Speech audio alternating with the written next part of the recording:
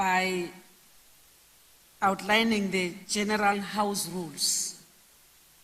All participants must commit to the discussions and provide inputs based on their experience and knowledge in their specified field. Delegates should be punctual and observe the start and break times. Participants attending online are to remain in the virtual event for the duration of the discussion. Virtual participants are encouraged to participate actively by providing reflections and comments in their chat box. Participants attending physically, the ones that I'm talking to right now in this hall, should note down their questions or comments during the session, during all the sessions, and wait until the question and answer session has arrived, when they may raise their hands and speak when provided the opportunity by the chairperson or the facilitator to do so. Participants should be catchers of at all time during the discussion. I know that we are all going to actively participate, whether passive, but that passive participation will be turned into active participation, because the passive participation will be through attentive listening, digestion, and then you make your inputs.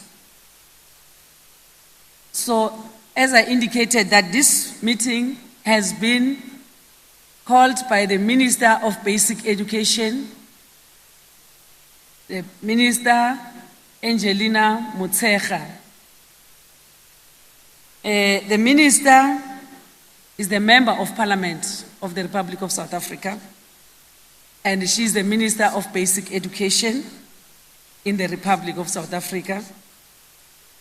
She was born and bred in Pimville, Soweto, where she first became very active in various capacities in the struggle against apartheid. Minister Motshekga holds a BA in Education, B.Ed from the University of the North, and master's degree in Education from Wits University. She has published and conducted research in education, women development, and language studies. Yes, Steve? Yes. Yeah, hang on. Okay. Yeah, we are coming through, but I'll tell you when. Okay. I'm telling you, our minister is Minister Angelina Motshekga. She had an extensive involvement in education. Her experience as an educator includes teaching at Soweto's Orlando High School, and lecturing at Soweto College of Education. Shall we all stand up as we receive our Minister and the President of the Republic of South Africa? Let's give them a warm welcome. Let's give them a warm welcome. The Minister of Basic Education, Angelina Motshekga, and the President of the Republic of South Africa, Cyril Ramaphosa. Let's give them a better welcome than this. Let's give them a better welcome until they take their seats. Let's show appreciation to our President for respecting the sector and supporting the sector, to come to the sector lekgotla when we plan for the year. Standing as we are, shall we all pay attention? No man with hat on his head, all hands sideways, head straight, no looking at sides as we sing the national anthem.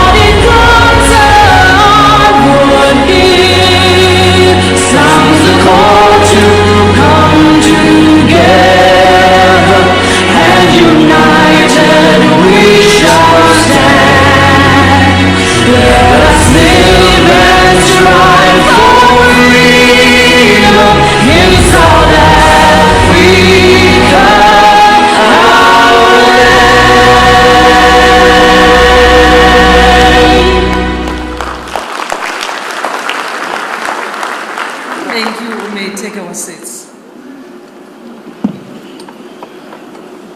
We are not going to waste time. I'm going to call upon the Minister of Basic Education, as I introduced her to you before she arrived, to take the podium.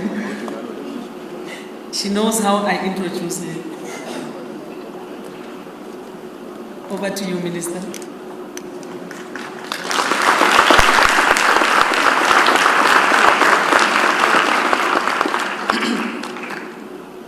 Program Director, President of the Republic, His Excellency, Mr. Cyril Ramaphosa, Deputy Minister, Dr. Regina Mahaule, President, we have a guest from UNESCO, Carlos van Gas, who is next to you. He's the UNESCO Head of International Task Team at the Secretariat thereof.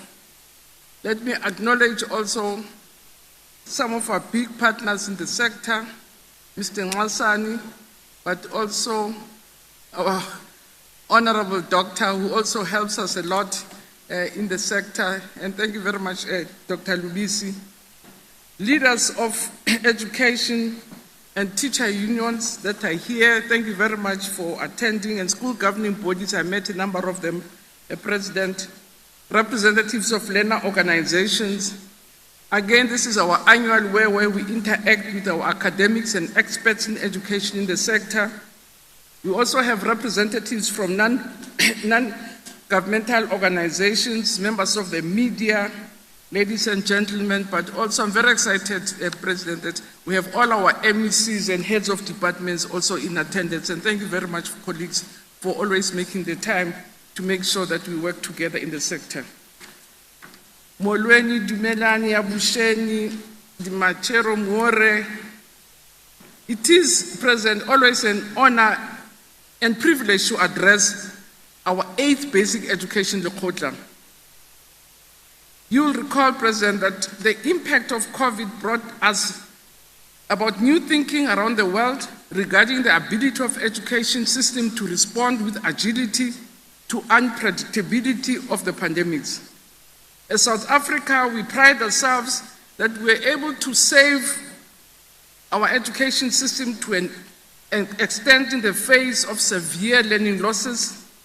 We tried very hard to protect learning through implementation of a framework for the recovery of learning, and systems began and rebuilding the process. We developed, which is also what was very productive about the COVID, we developed frameworks which helped us to really relook at our curriculum, relook at our processes in terms of assessment, and we came out richer. We had to adjust time allocations in the foundation phase.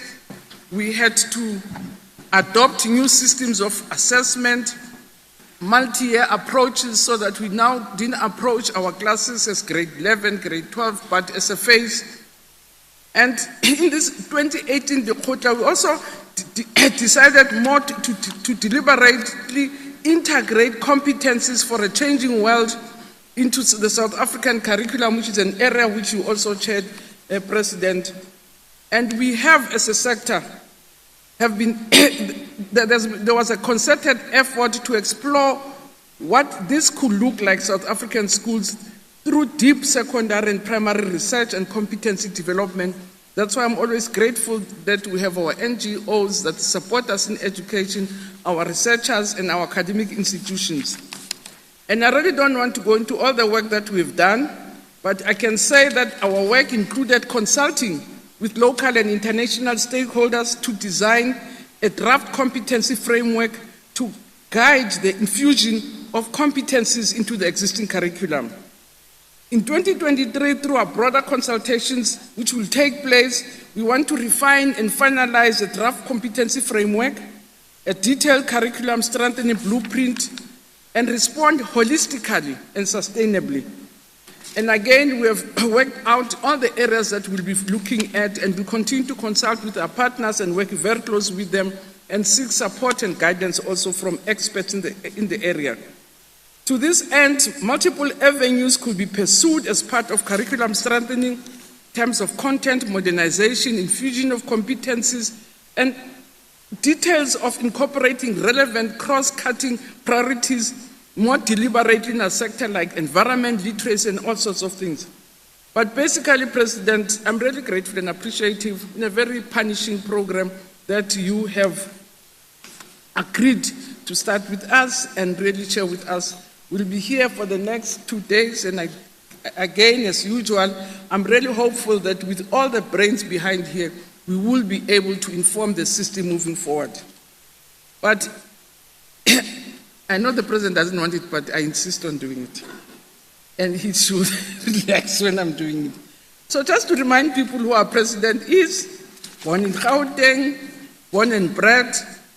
After completing his education, he went to study at the University of the North, and because of all his involvement in political work, got suspended after the 1974 Frelimo rallies, got detained several times, joined a law firm in Johannesburg, and studied and continued his studies in law, and then completed with the University of South Africa, obtaining a BProc degree. And whilst he was serving articles, he joined CUSA as a legal advisor, which is a Council of Unions of South Africa. He was then requested by CUSA, and together with Elijah Bahai, the late Elijah Bahai and James Mutlas, he founded NUM, the National Union of Mine Workers, and became its first Secretary General. He grew NUM from 3,000 members to 300,000 members during the time he was the Secretary of NUM, and became one of the biggest unions that the country served. I can share, I know in 1987, Comrade Bali led one of the biggest strikes that South Africa ever witnessed. And in the establishment of CASAT, he was very central. He was part of the UDF. He was really the chairperson of the reception committee after when the Rivonia trialists came in, and accompanied the president all over different parts of the world after the release of President Mandela. In 1991, he went into parliament. In 1991, he was the first Secretary General of the ANC in the country. When CODESA came, he was the head of negotiations. From there, he joined parliament, to become the chair of the Constitutional Committee and led the completion of the drafting of the Constitution. After the drafting of the Constitution, then he left to go into business, he moved into business, he joined NAIL. I can see the President is restless. Let me finish, President. I have to say this, that I'm saying it all. I've jumped other sections, don't worry. And the President, I promise you, I've been jumping pages, so I've left other things. He established Shanduka, then that was later called the Cyril Ramaphosa Foundation, and it's part of Adopted School. The Free State people will know what Adopted School, and all of us know. They led. The foundation also created what we call the Black Umbrellas. He's a chairperson and the advisory board of Kagiso Shanduka Trust, which is in partnership with the Free State, but also partnered with us in many respects as education. And he really has served on a number of boards, which I won't lead, but I think I really need to mention a few. He was a United Nations Global Leadership Group member, advising the Secretary General, special representatives on business and human rights. He also received a number of awards, the Olof Palme Award in Stockholm. I think I traveled, when he traveled there in 1987. In October, he was a visiting professor at Stanford University. And we should be actually calling you doctor because he's got honorary doctorates from the following universities: University of Natal, of Port Elizabeth, of Cape Town, of the North, University of Lesotho, University of Venda, and the University of Massachusetts, and he's currently the Chancellor of the University of Mpumalanga. He was the first Deputy Chairman of the Commonwealth Business, and he was Vice Chairperson of the Global Business Coalition. But what I want to mention as I jump other things, that he was appointed with former Finnish President to really be an inspector of weapons. But as education, one of our interests, President, as I skip many other things about when you became the President, the Deputy President of the ANC, President of the country, that you were sworn in 2017 to be the 13th President. He was elected the 13th ANC President in the country. The next year, he became the President. But I think more than anything also, the part that I really wanted to mention is also your work in the area with UNESCO on skills of the future and competencies of the future. And I think I always account your interest in education of that you are quite informed about the sector and what we are doing. But thank you very much, President. And again, can I invite you to address the gathering, and thank you very much for attending.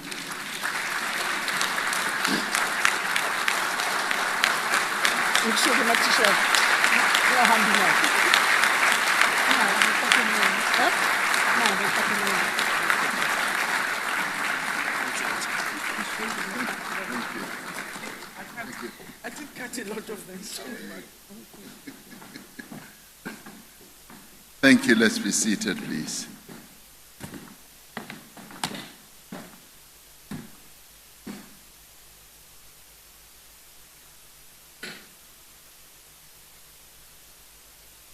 Program Director, Dr. Mhaule, Minister of Basic Education, and Jimutsecha, Ministers and Deputy Ministers here present,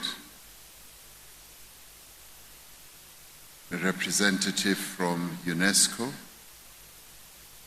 whose presence here is a great honor for us, MECs and heads of department, members of national and provincial legislatures here present, representative of various political parties, of teacher unions as well, representatives of school governing body associations, higher education institutions, civil society representatives. Wonderful to be seated at the table with Mr. Nwasana, whose work has been quite extensive in education, who's also leading an organization that makes huge interventions in education at the national level. Next, I think it's called, as well as Dr. Lubisi. He was the DG in the presidency, has since retired, but continues to be very active in a variety of tasks that he continues to be given. And that's why I continue to call him DG Omkhulu, not only because he's tall, like a towering tree. Minister, what you just did could be called career limiting. And in a way, maybe you have not been reading the newspapers about what people say is going to happen. But thank you very much, Minister. The Minister and I come from way, way, way many years ago. We were at school together. See that people who were at school together in the 60s are still able-bodied and are still able to do a number of things to serve the nation. So thank you very much. Ladies and gentlemen, it's wonderful to be in your presence, and it is also good to be here again this year. I had a great time the last year when I graced this occasion. The basic education lekgotla is one of the most important events on our national calendar. It is here that officials involved in education, educators, teachers, teacher unions that is, policymakers, the private sector, and civil society can come together and also get the involvement of internationally based people who are well versed in education, like from UNESCO, to chart the course for basic education for the next 12 months and way beyond. Basic education is the foundation of any nation's development, as we all know. It is also the foundation of progress and prosperity that we would want to see in any nation. The aspiration laid out in our Constitution to establish a society based on democratic values, social justice, and human rights cannot be achieved without prioritizing education. And if you look at our budget allocation, education is the one sector that gets the highest allocation. Improving the quality of education, or rather the quality of life of all citizens, and freeing the potential and unlocking and unleashing the potential of each person cannot be realized without education at the center of our efforts. And this is a given. You do know, and you can see immediately once a person who's gone through the education system presents themselves, and a person who has not gone through the education system, it's like chalk and cheese. It therefore tells us the centrality of education in our life cycle as human beings. If one can liken our nation to a sturdy tree that is strong enough to weather the worst conditions, basic education forms the roots that nourish the tree and enable it to grow and to thrive. The oldest tree in the world is recorded as being 5,071 years. It is called the Great Basin Bristlecone Pine. And it was named the oldest tree in 2012, beating the previous record by over 200 years. And this tree was scored by a certain gentleman called Schulman in the late 50s, but he did not have a chance to date his sample before He passed away in 1958. Now, I have a keen interest in trees, and I always try to get those that get to look at trees with me and try to get people to to know the names of trees and to also estimate their age. And I often tell people that as you walk around our environment, the landscapes of our country, we need to take a keen interest on what adorns our beautiful country. It's plants, it's trees, it's the grass, and the plants that we plant for our food and all that. But trees are most important. And in a way, they sort of are a representation of ourselves as people. And that is why we say education, the roots of a tree are like education. The stronger and the healthier the roots are, the stronger and healthier is the tree. That is why even though we have many challenges, and challenges we have by the truckload, we will continue to celebrate achievements in basic education. And we do have great achievements to celebrate. Last year we recorded 80.1% matric pass rate. That was a phenomenal achievement against many odds. This was a 4% improvement on the year before, despite the impact of COVID, where we had to lock down the country and keep our young people at home, where we closed schools, where there was a learning disruption, where there was curriculum trimming and reorganization, where there were rotational timetables and numerous hurdles. Notwithstanding all that, our learners more than excelled, and we should give those learners a good round of applause for their great achievement.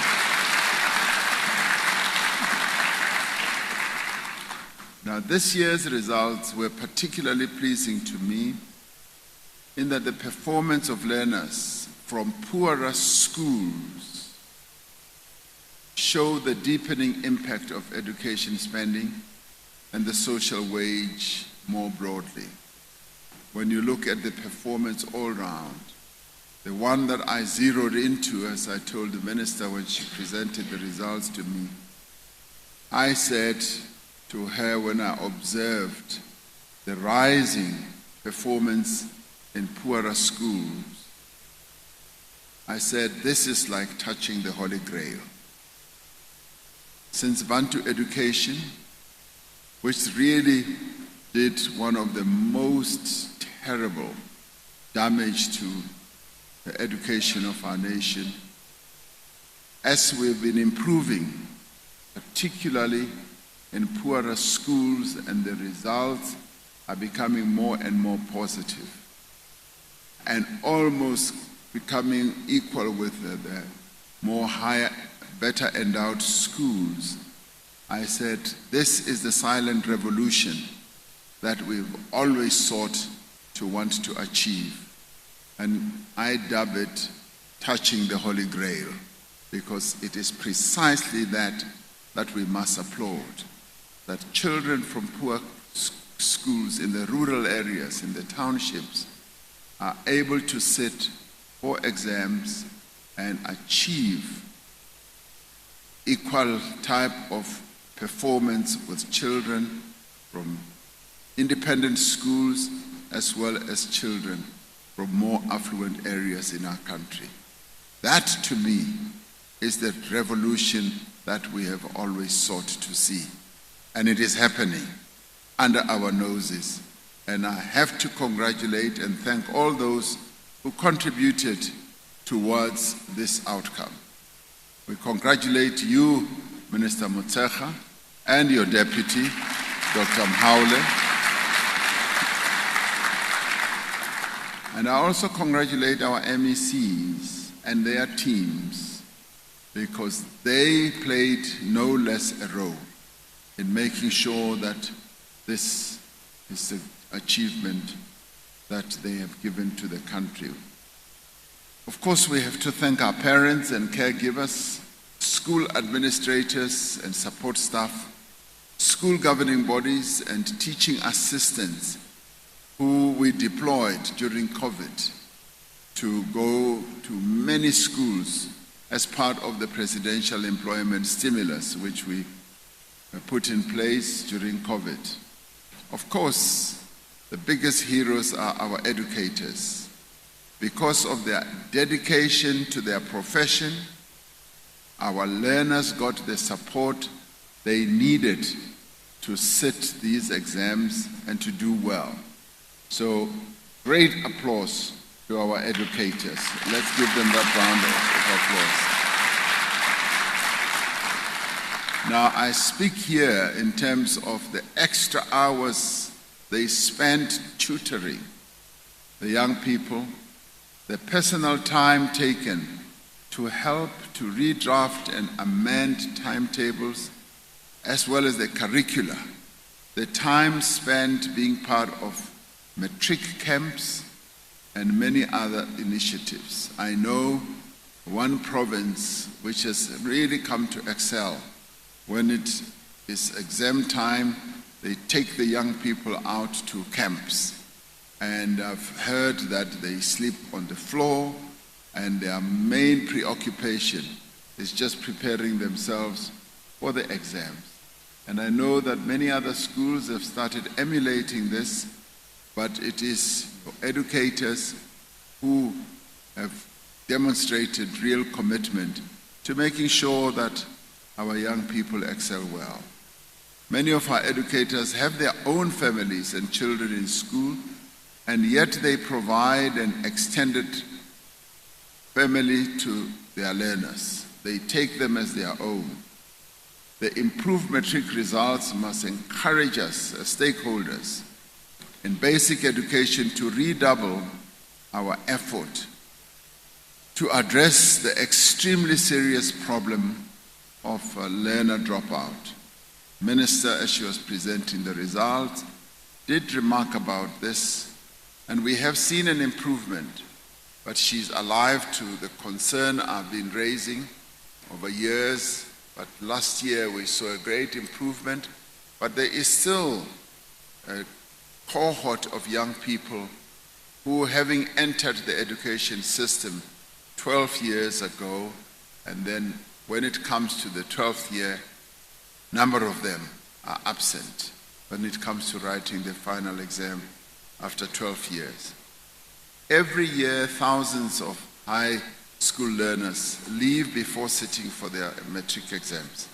And I've often said, as educators, we must be like the hen, the chicken hen. Once it has chicks, it will look for the missing chick all the time to put it under its feathers. That is precisely what we should be doing, and know which one is missing and why it is missing. And in many respects, the problem of learner dropout makes the theme of this year's lekgotla even more relevant. The theme, which focuses on equipping learners with knowledge and skills for a changing world, raises the important issue of whether all learners who enter the basic education system are able to follow the educational paths that best suit them and their aspirations and their dreams and their hopes. If we can provide learners with more choices and better guidance, we should be able to reduce the proportion of learners that drop out. But once we give them more choices, that is when we will, as educators, as parents, as the role players who are given the responsibility to guide these young people, we will know and we will see the signs of these dropout rates, and we will be able to follow through and find out why they are dropping out. the three-stream model is critical if we are to adapt and thrive as a country in the new world of work.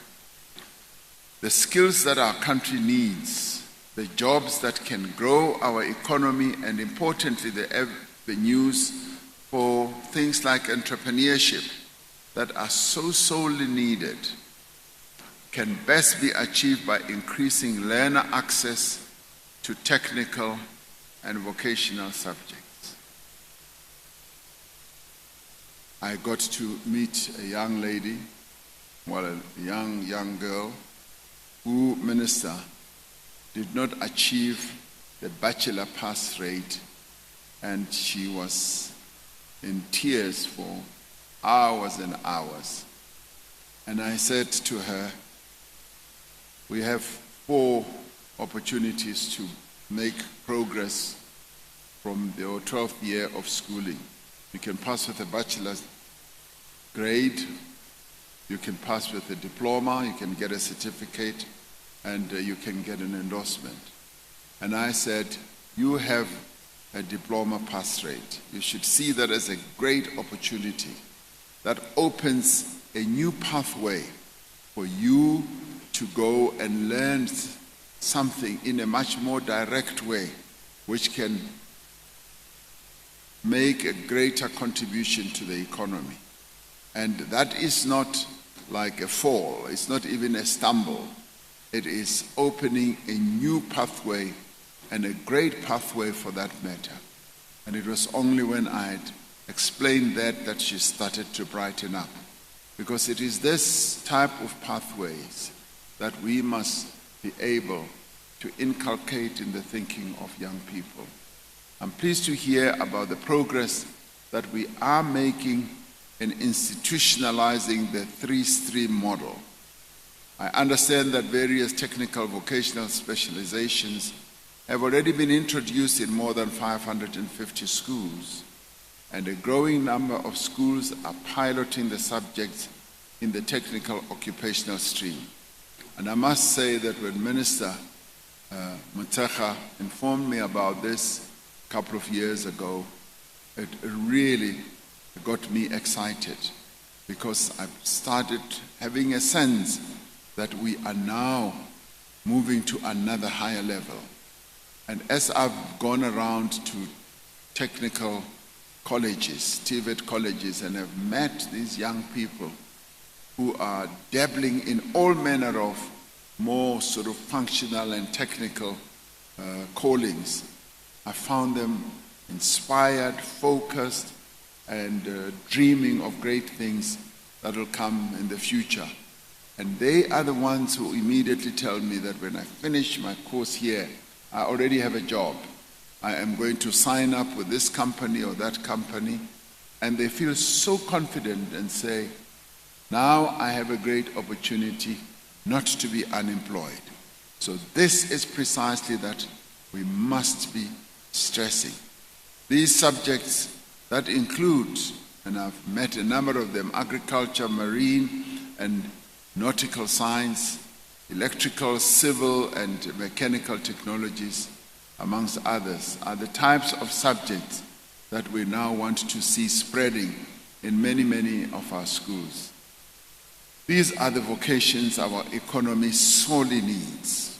They are the kind of vocations that we need to promote and develop if we are able to address the scourge of unemployment in our country. The high numbers of unemployed youth is something no country can afford, but it is even much worse if they are also not in education or training. Now that training must start at school, and it is that training that will keep young people focused, because they will know that if they have trained in some of these subjects, they are not easily going to join the ranks of the unemployed, because the economy is hungry for people who are skilled in those disciplines. Inclusive growth and shared prosperity can only really be achieved when more people are working. A productive workforce cannot be achieved if we do not remake ourselves as a nation that is committed to lifelong learning in various ways. And I want us to underline lifelong learning, because it is this lifelong learning opportunity that we must encourage people to embark upon, to go and learn even beyond what we have learned at school, university, about a number of other disciplines. It could even be learning about trees, how you name trees and how you recognize trees. It could be learning about a new skill, even if you are not necessarily going to participate actively in it. If the economy is not creating enough jobs at scale to support the growing numbers of unemployed, we have to think creatively and innovatively about how we are going to address this. We have to look beyond issues of labor absorption alone and into what are the best ways to open up new pathways for employment and self-employment. And one of the reasons that I get excited with the new subjects that are being taught in schools, much as it's still 550 and I want more and more schools to reach out to this, is that once people get into those technical education subjects, it opens up the pores of their thinking. They become much more creative. They are then able to come up with new ideas, new products, because they are working face to face with concepts that could create products that could be needed in the economy. They come up with new processes. And it is this that fuels economies of other countries. I look at China. I see how creative they are. They are able to make nearly everything. If you go anywhere to buy something, you look at the back, you'll find it is made in China. Why is that the case?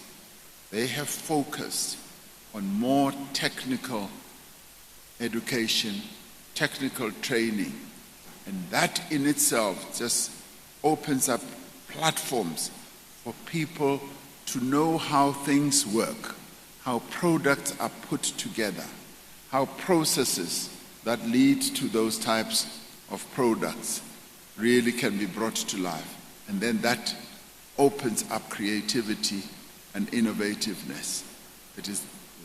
That is why I do believe that moving in this direction for us and the adoption of the three-stream model is so important. Because this starts with developing skills for a modern and dynamic workforce, but it begins with basic education. It cannot be emphasized enough that the greater the scope for basic education streams, the better our learners' prospects are for securing employment, as I was saying, and for self-employment after schools, because that person becomes much more of a thinker, much more of a dreamer, much more of a creator, an inventor, and a person who thinks outside the box. By way of example, we will be aware of the national effort to transition our economy along a low-carbon, climate change resilient pathway, and our move towards cleaner sources of energy. Powering a clean energy revolution and pursuing sustainable development requires well-trained people in the various disciplines. It requires artisans, mechanics, green equipment manufacturers and operators, waste entrepreneurs, technicians, sustainable farming practitioners, and a host of others, which this foundation that is laid by basic education, which now begins to advance to more technical subjects, becomes the real platform that we should use. Never has the imperative been greater for us to forge ahead with curricula that are responsive to the changing needs of our economy and society. Beyond reflecting on the issues facing the basic education sector, our expectations are that the collective expertise at this lekgotla will help us consolidate what has been achieved so far to strengthen basic education outcomes into the future. And I firmly believe that if there ever was a time when we have a great opportunity to further strengthen education, basic education, this is the time. We've built a really robust system of basic education. And I know a number of people are always tempted to rubbish the system that we've put in place, that we've been building brick by brick and strengthening over time. This system, which is now producing the pass rate that we now see, and which is now poised to start moving into a number of other areas that are going to meaningfully contribute to the growth of our economy, is a system that we should strengthen more. And your lekgotla here today is about that. It's about you making contributions that will further strengthen the system. The learning losses from the COVID-19 pandemic period will take some time to recoup. We have to forge ahead with a comprehensive curriculum recovery plan. We need to pay particular attention to the negative impact, yes, of the pandemic on early learning because of the serious consequences for learners later. When learners have difficulty learning because they struggle to read and are not confident with basic numeracy, they are more likely to repeat classes. This slows their progress through the grades, places greater burdens on teachers, and consumes resources which could have been directed to quality improvement. We have to keep looking at concrete mechanisms to strengthen the use of technology to support curriculum delivery, particularly to learners from disadvantaged communities. Now, when it comes to technology, other economies around the world have placed a great deal of stock and confidence in technology, and it is technology that they have put up front there to drive their economic growth. And we already see how some of their gigantic companies are straddling the globe and even becoming a threat to your northern economy countries. And when it comes to technology, in recent times, I found that young people become so adept with technology. They are wizards and they are geniuses. And if anything, we are the ones who hold them back.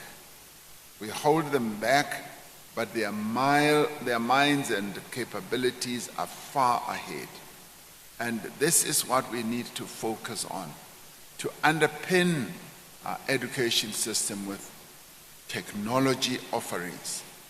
Care and support for teacher and learning must be institutionalized as a tool to improve learner outcomes and retention rates. That mentoring process that we need to give, and also comes down to the role-playing role that we play so that young people can see us as role players. It must mitigate against learner dropouts and contribute to the nation's overall well-being by investing in young people's emotional stability. We know that education involves more than the skills needed to work. It is about developing the capabilities needed to participate in a democratic society, our schools must become places that are free of corporal punishment or even the need for it. They must also be places where there is no sexual abuse, where there is no gender-based violence, where there is no racism whatsoever, and where substance abuse and all the other ills are completely absent in our schools. Our schools, like our country, must be alert to prevent a resurgence of COVID-19. As educators and stakeholders, we must continue to encourage the health of our young people at all times. Just as education fights inequality and poverty, improves a nation's health outcomes, and contributes to economic growth, investment and quality education extends beyond learning itself. We are working hard to ensure that learners are able to receive education in dignified conditions that support their health and well-being. Through the Sanitation Appropriate for Education program, known as SAFE, we have so far been able to construct some 50,000 sanitation facilities at more than 2,000 schools. A further 15,000 appropriate toilets were constructed at 1,000 schools as part of the Accelerated Schools Infrastructure Delivery Initiative, ACIDI.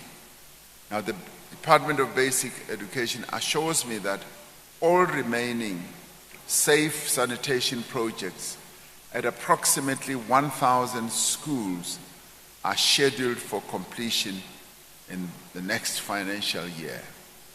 So we will be able to restore dignity not only of teachers, but of learners in the schools that are still remaining. This is something that I've wanted to see being done for years. I now want it to be completed because it is about restoration of dignity. We know that conditions of learning are seriously constrained in many of our schools by high learner dropouts, or ratios rather, amongst others. The burden of expectation on our educators to teach, to do administration, and to meet the needs of their learners is quite stressful. The introduction of learning assistants into our classrooms as part of the presidential employment stimulus has been a blessing for many educators and schools, and I'm glad that it has been so well supported and so well received wherever I have gone. This is one program that has been so well commended and praised by both parents, teachers, and even communities, and even young people themselves. The third cohort of participants will be starting early this year and will be providing this much needed support to our educators. This lekgotla has a full and busy agenda, so let us get to work. We have a lot to do and to achieve, and building resilience and promoting success in basic education is a firm foundation for economic growth, social progress, and tackling inequality. And as you do all this, I want us to inculcate in our heads that as a developmental state, developing the learning capabilities of our young people must become our primary focus. And we must therefore come up with systems, with initiatives that are going to advance our developmental and transformational agenda. I look forward to today's deliberations and to the outcomes of the lekgotla. I know that the Minister will be able to share with me the outcomes of what you will have discussed. And with that, I'd like to thank you. I'm sorry I was a bit expansive because your sector really, really excites me. because as Minister was introducing me, she failed to say that I was meant to be a teacher in 1976. 1976, after being thrown out of the University of the North, I wandered around. I was thrown out in 1974, went into detention for quite a long time, and when I came out, they wouldn't take me back. So I was kind of stranded, and then landed a job with Meadowlands High School in 1976. I was going to be a part-time teacher. And as I drove on the 16th of June in 1976 to start my part-time teaching career, as I drove to the school, the students were marching out, and that was the beginning of the uprising. So you can call me an amper teacher. I almost became one of you, but it was all my career, which would have been a flying career, I'm sure, as a teacher, was interrupted by young people on June 16, 1976. So feel sorry for me, but I could have been one of you. Thank you very much. I thank you.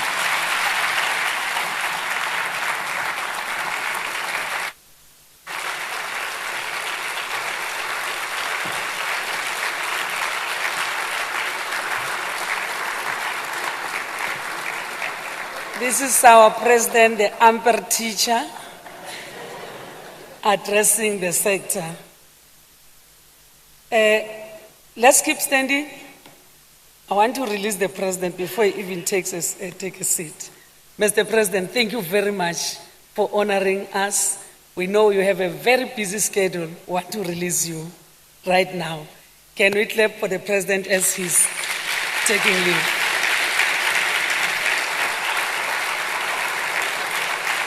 Thank you, President. Thank you so much. Really appreciate.